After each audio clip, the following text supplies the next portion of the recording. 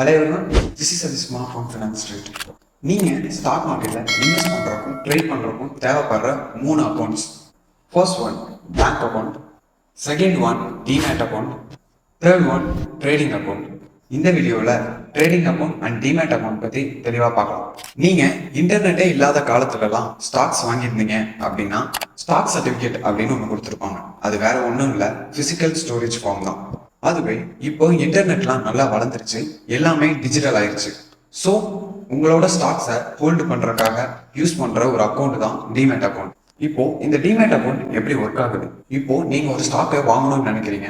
So உங்களோட bank அக்கௌண்ட்ல இருந்து ஒரு 500 ரூபாயை உங்களோட ட்ரேடிங் அக்கௌண்ட்டுக்கு ஃபர்ஸ்ட் சென்ட் பண்றீங்க. உங்களோட ட்ரேடிங் அக்கௌண்ட்டை வச்சு ஒரு ஸ்டாக்ஸை பை பண்றீங்க.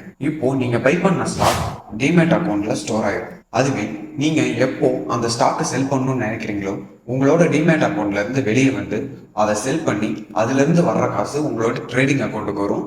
நீங்க அந்த ட்ரேடிங் அக்கௌண்ட்ல இருந்து உங்களோட பேங்க் அக்கௌண்ட்டுக்கு மாத்திக்கலாம். இதை சிம்பிளா சொல்லணும் அப்படின்னா உங்களோட டிமேட் அக்கௌண்ட் உங்களோட ஸ்டாக்கை ஸ்டோரேஜ் பண்றதுக்கு யூஸ் பண்ணிக்கிறாங்க. அதுவே ட்ரேடிங் அக்கௌண்ட் அப்படிங்கிறது ஒரு ஸ்டாக்ஸை வாங்கவும் விற்கவும் பயன்படுத்திக்கிறாங்க. அதுவே பேங்க் அக்கௌண்ட்டுங்கிறது உங்களோட ஃபண்ட்ஸை டிரான்ஸ்ஃபர் பண்றதுக்காக யூஸ் பண்ணிக்கிறாங்க. இப்போ நான் demat account and trading account யாருக்கிட்ட ஓபன் பண்ணுவோம்? ஜஸ்ட் சிம்பிள், உங்களோட பேங்க் இருக்கு இல்லையா, அந்த பேங்க்ல நீங்க போய் எனக்கு demat account and trading account வேணும் அப்படின்னு கேட்டீங்கன்னா அவங்களே ஓபன் பண்ணி தந்துருவாங்க. இதுல ஒரு ப்ராப்ளம் இருக்கு. அவங்க கிட்ட ஆனுவல் மெயின்டெனன்ஸ் சார்ஜ் அதிகமா இருக்கும், அதே மாதிரி புரோக்கரேஜ் சார்ஜும் அதிகமா இருக்கும்.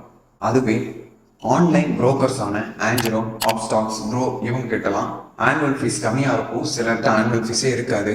அதே மாதிரி புரோக்கரேஜ் ஃபீஸ் ரொம்ப கம்மியா இருக்கும். நீங்க ஒரு புரோக்கரை செலக்ட் பண்ணி அவங்க கிட்ட demat account and trading account open பண்றதுக்கு முன்னாடி அவங்களோட சார்ஜஸ் எல்லாம் கம்பேர் பண்ணி பார்த்து யாருக்கிட்ட கம்மியா இருக்கோ அவங்க கிட்ட நீங்க ஓபன் பண்ணிக்கோங்க.